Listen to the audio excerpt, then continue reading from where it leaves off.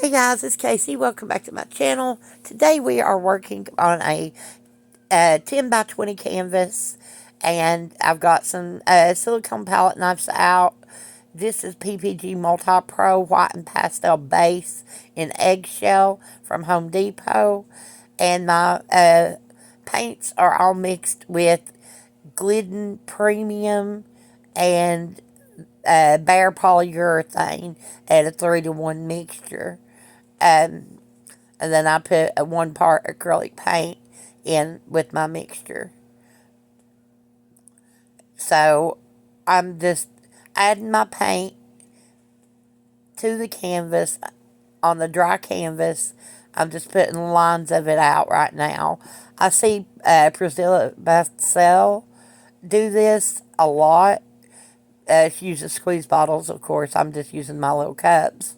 But she makes some of the most beautiful pieces, and I'm kind of trying to copycat some of the stuff she does in a way. Um, I'm trying to do her technique more or less. She does like geometric artwork, and that's what I'm going for here. I'm going for just lines of color going in different directions.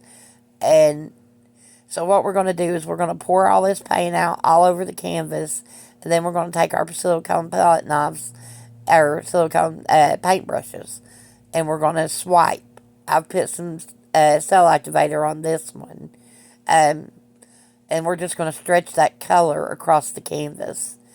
So right now I'm using a little bit of cell activator to make my lines in the middle here, but I decided to go for it without the cell activator here in just a minute, because I'm liking the colors a lot when they're mixed together. The way they're intermixing, it looks really fabulous up close. So I'm just moving my palette knife all the way around, just stretching the colors in the way I think that they're going to look best moved together, and just trying to get the canvas covered in color, trying to keep from getting any dry spots. And I'm taking that extra paint and I'm just pulling it and putting it in places that I see dry areas. Okay, and now I'm going to put some white here in the middle. I really wanted to brighten that middle up a little bit.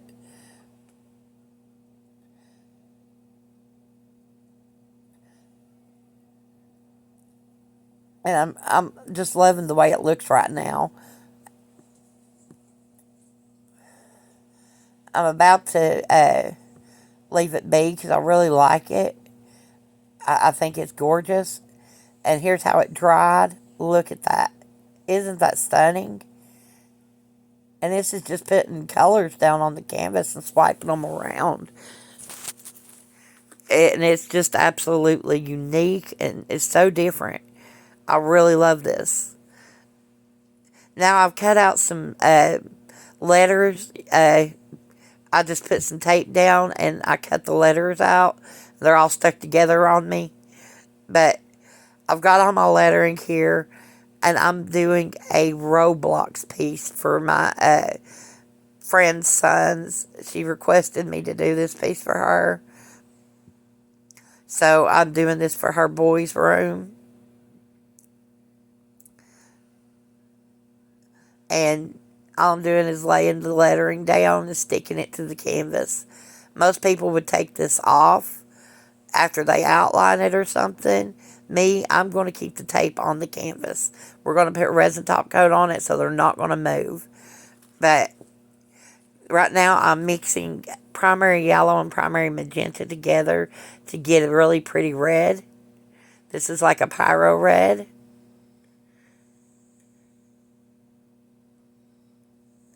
And once I get that mixed up, I'm just going to paint my lettering.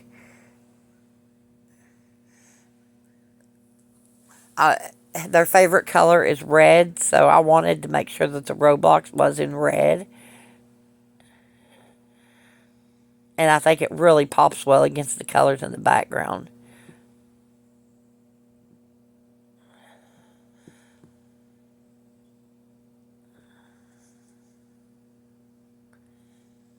This was a lot of fun to do, guys.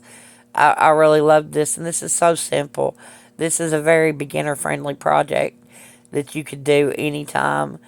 Just cut out your lettering and with tape, stick your tape together in lines, cut out your lettering, stick it on your canvas, and just outline it, paint it and outline it. And look at the outline. Look how much the outline's making these letters pop.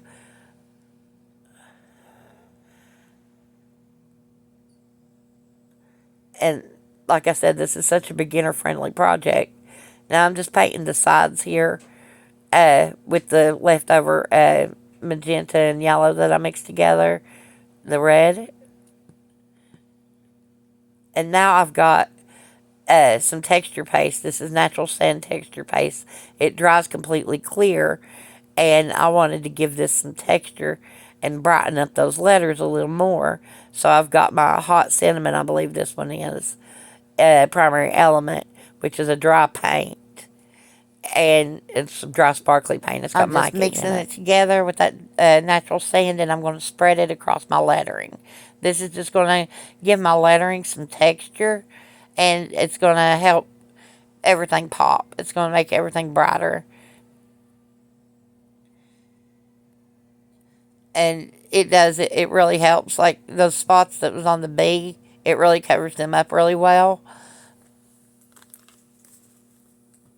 Because I got some paint onto the tape, and I went ahead with using the tape letter, and you was able to see through that red because it was very transparent.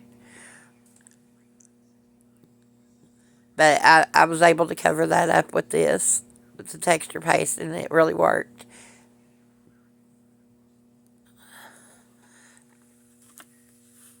And look at the results of this texture paste. It is so cool. I'm loving it. Now we're just going to resin this and call it finished, guys. This is Bond Crafter Fast Cure Epoxy Resin, a 4-hour resin. I did this because I love the consistency of this one. And I just poured the resin onto the canvas. Scraped my cup, got as much of this resin out of here. I think it took 4 ounces of resin for this piece. And I just spread my resin across the canvas with my fingers and stretched it out, trying to make sure I got it all the way to the edges. And I got it all stretched out and glossy now. It looks really pretty. I'll pop some bubbles with a torch here in a few minutes and let this cure overnight, and we'll call it finished, guys.